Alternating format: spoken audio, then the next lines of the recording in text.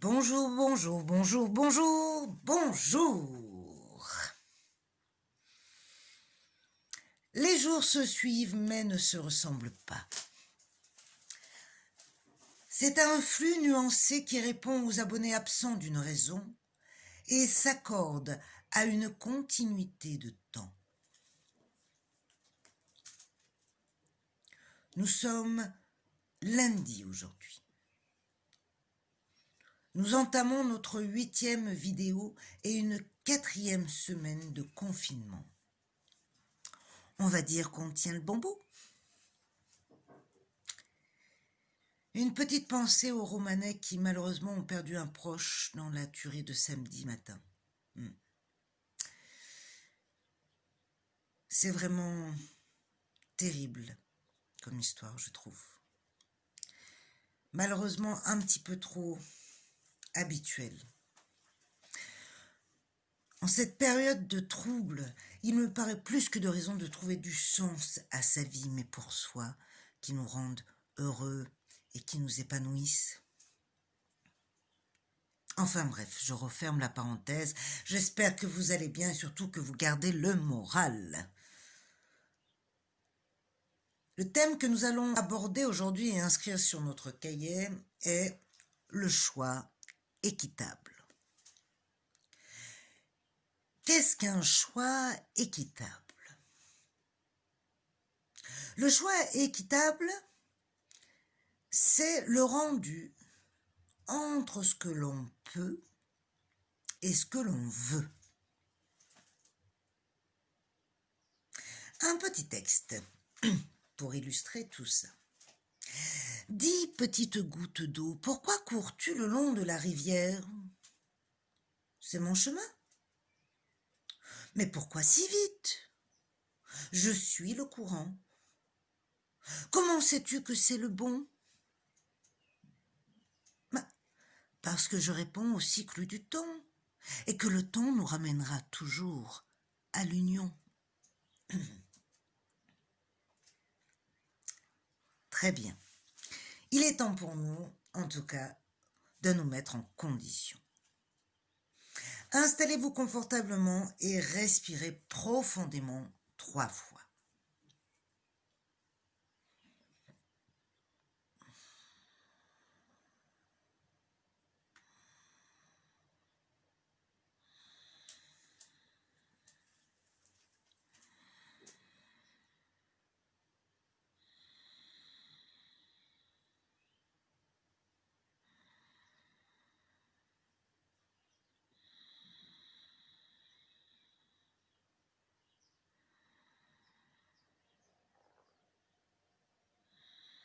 Très bien. L'exercice suivant que nous allons pratiquer aujourd'hui sert à centrer notre attention. Pendant 1 minute, efforcez-vous de maintenir votre attention sur le sommet de votre crâne. Simplement, tout en laissant passer le flux de vos pensées et autres perturbations que vous pouvez rencontrer. Accrochez-vous seulement et le plus possible à cette région de votre corps. Allez, coupez la vidéo, on se retrouve dans 1 minute juste après.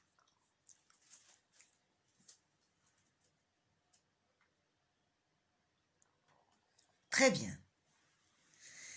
Cet exercice nous apporte la reliance et la concentration. Bien entendu, à travailler et refaire sans modération. Il est temps pour nous d'accueillir la carte du jour qui porte aujourd'hui le doux nom de l'amoureux. Contrairement à son doux nom qui nous inspire à la douceur, au romantisme et au printemps, au nouveau possible, nous voyons un homme ennuyé face à la lourde responsabilité de faire un choix entre 2 jeunes donzelles qui prêchent pour leur bonne foi. Comment réagir face à cette adversité? Juste au-dessus se trouve un séraphin prêt à tirer sa flèche à l'aveuglette. Les deux demoiselles représentent nos conflits internes qui se traduisent à l'extérieur. Comment être certain de faire le bon choix? Et que choisir? Comment ne décevoir personne et surtout pas moi-même? Oh là là, comment me définir? L'action divine juste au-dessus de leur tête illustre l'impulsion. Peu importe la direction du choix, car tout est cheminement. Seul le désaccord est stagnation. Le chiffre 6 qui accompagne cette carte renvoie à la gestation. C'est l'homme qui se confronte en conscience à ses émotions, ses désirs et ses mécanismes affectifs. Il traverse l'épreuve de la dualité entre raison et passion, entre sentiment et intellect, entre ce qu'il vit et ce qu'il pense. Ce qui l'éclaire et lui permet de mieux comprendre les projections sur lesquelles il a fondé sa relation à l'autre.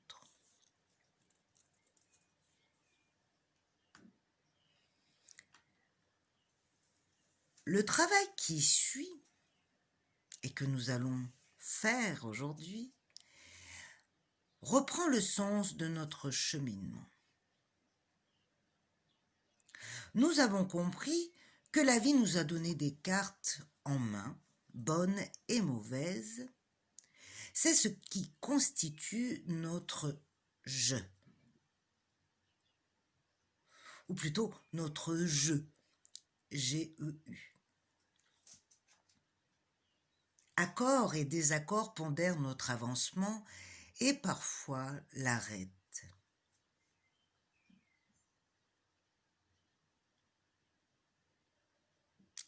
Reprenons dans un premier temps tout le travail que nous avons effectué. Le chapitre de nos possibles, de nos qualités, de nos défauts. Très bien. Puis, réfléchissons à notre vie. Comment je me traduis dans ma vie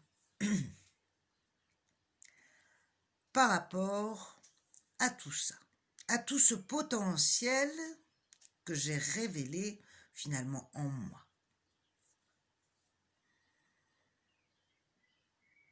J'ai une âme de guerrière, mais j'agis de manière frileuse quand même.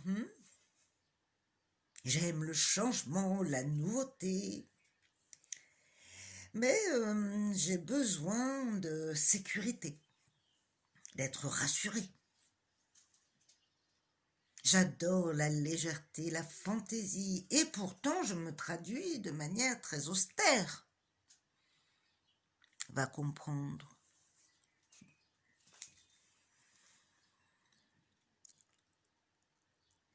Il est important de trouver un accord qui nous permettra d'apaiser nos conflits internes. Pour ça, nous allons nous aider de la relation à l'autre. Et oui. Car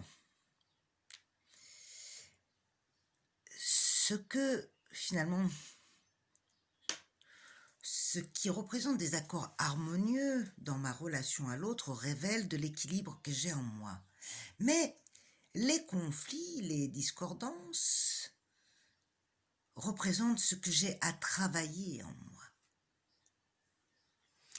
Alors, posez-vous la question.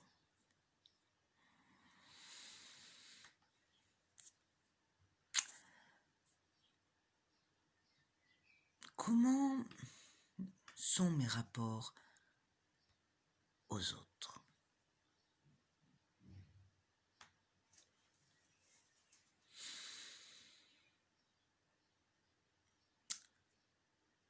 Suis-je souvent dans le conflit?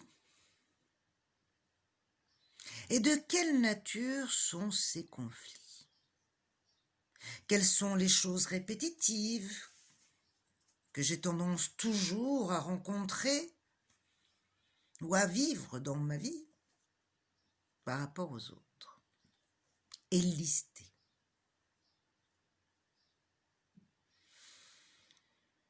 Qu'est-ce que je ne supporte pas chez l'autre? Et lister. Vous allez vous rendre compte sûrement qu'à travers toutes ces histoires, il y a un dénominateur bien sûr commun, mais surtout des points communs. Et souvent, ces points communs sont des choses, même si c'est difficile à entendre, que je n'accepte pas en moi. Faites votre liste de tout ce que vous ne supportez pas chez les autres. Faites votre liste de ce que vous avez tendance à vivre et à rencontrer dans votre existence. Et nous en reparlerons plus clairement demain. Il est temps de passer à la couleur du jour. Afin peut-être, j'espère qu'elles sont en concordance avec tout ce que nous avons vu aujourd'hui. Allez, je touille. Et j'en sors. Et je sors. Ah, c'est intéressant. Alors, je ne vais pas la mettre trop loin. Voilà. Un blanc avec des petits pois. Au numéro 38, M. Je vais la poser là. Je vais prendre mon livre et chercher l'éclairage de cette carte. C'est ça. On y va. Il sera question de lâcher prise. Tout à fait. C'est peut-être même une carte qui aurait pu convenir pour demain. Enfin bref.